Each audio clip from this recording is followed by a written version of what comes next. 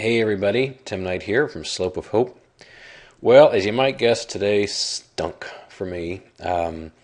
Nothing disastrous, but it still stunk. Worst day in a while. Lost about 1%.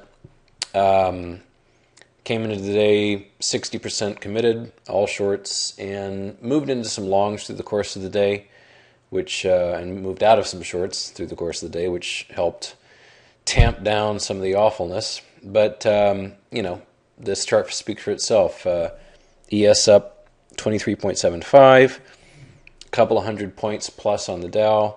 Huge day for the bulls. I hate to say it, but there are some charts that are so badly damaged it really calls into question the validity of kind of the bearish argument at this point.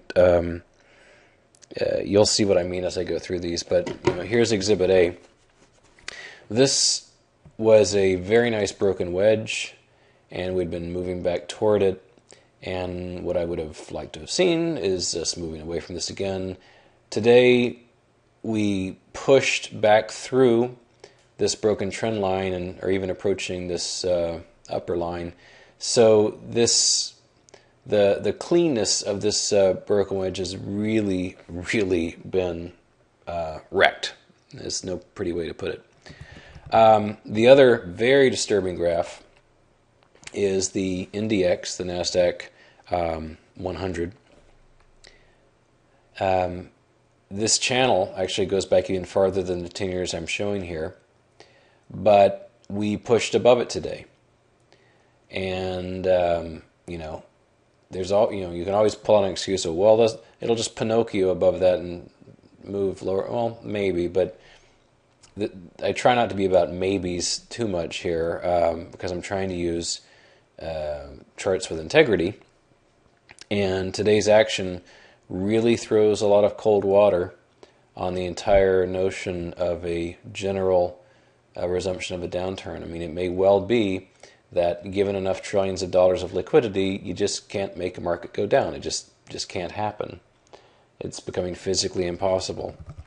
Another rather disturbing chart is the Russell 2000. This had been over and over again bumping up against this trend line. Today, and did so just barely, but it did so nonetheless. It pierced that trend line. And as I had mentioned, for a whole month, as threatening as it looked, it continued to move away from it. And today, zam, it pushed above it. So what used to be very clean charts are now a big, fat mess. We look at the S&P 100. Got a pretty clear pathway up to like 675 before we approach that very long trend line. Look at the NASDAQ composite. I don't know how far back this new high goes, probably 11 or 12 years. For all intents and purposes, a new high. The prices back in 2000 probably don't matter a whole heck of a lot anymore. So this is quite a clean breakout. It's evident that the brief sell-off we got was just a retracement to that breakout zone established here, and we're just pushing yet higher. I mean, you saw Apple is making $600 a share look like a real possibility. And the Dow was up an incredible 217 points and is at the top of its channel, which goes back about a decade. We can see here, this shows how messy it was. We had broken this trend line and this breakout, and just over the past 5 or 6 trading sessions, it has shrugged its shoulders and moved higher. But today in particular, I mean, until yesterday, there was a lot of good reasons to think that things would be moving lower, hence my shorts. Today really screwed that up. And I've got to say in particular, and I haven't scrutinized the news that closely, but I am more than a little puzzled as to where this came from. If this had happened right at the announcement, that would have made a certain amount of sense. The announcement came here, where I'm pointing with this red line. The announcement came here, and the ES moved a little higher, and then started kind of edging lower, and it looked until here, like maybe this whole all the hand wringing about the Fed announcement was going to be a moot point, and that we would actually soften up those gains. Well, and again, you may know the answer. I don't. I haven't had time to look, but something caused this to happen. Just this massive 15 points in the final hour of trading, just Zammo out of the blue. So very, very painful to go through. So what do you do in a situation like this? Well, I am a chartist, and there are certainly charts that aren't so far gone that they're too expensive from a bullish perspective. I have certainly shared a number of bullish charts, most recently, emphasizing real estate, which had a really banner day. Here are a few individual equities that still look good. I choke back vomit to share it, but AIG, incredibly, is a pretty good looking chart. ANW, keep some more room here. ANW, like Alpha Nancy Walter, probably the best looking chart I'm following right now on a bullish perspective. Very clean inverted head and shoulders. CNK, another very good breakout here. DFS, Discover Financial. This one I've mentioned a number of times with this diamond continuation pattern. It's just been a real barnstormer. Moved up about 6 or 7 points from that breakout. MCRS. This one I don't think I've mentioned, but we got a nice breakout above this level today. Very clean, very, very clean pattern. PVA, more speculative. This one's more of a beaten down contrarian play, but we could get a lift higher from that battered position it's in.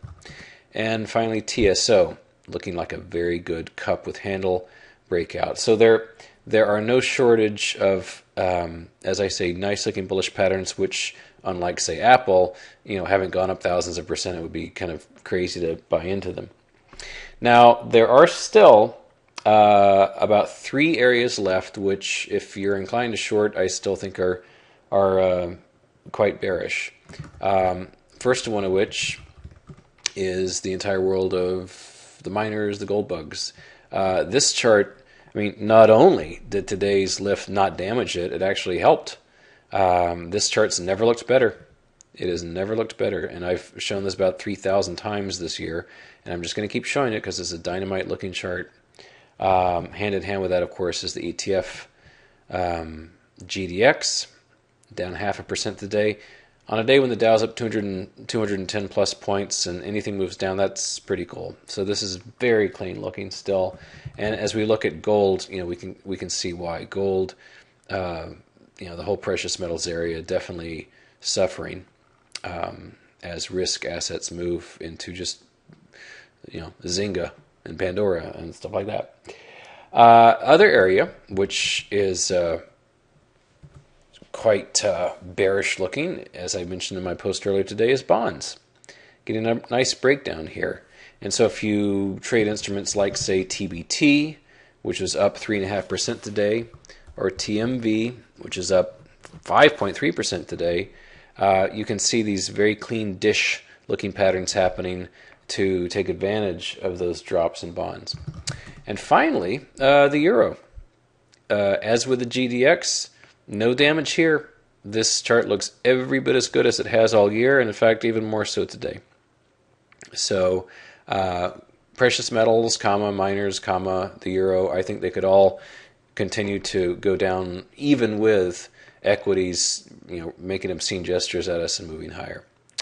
So, all in all, an El Stinko of a day, but I've got a more balanced portfolio than I did, and in much more of a defensive pose right now, because, as I said, I shed a tear for it, but there was some pretty substantial technical damage done to those very important index charts.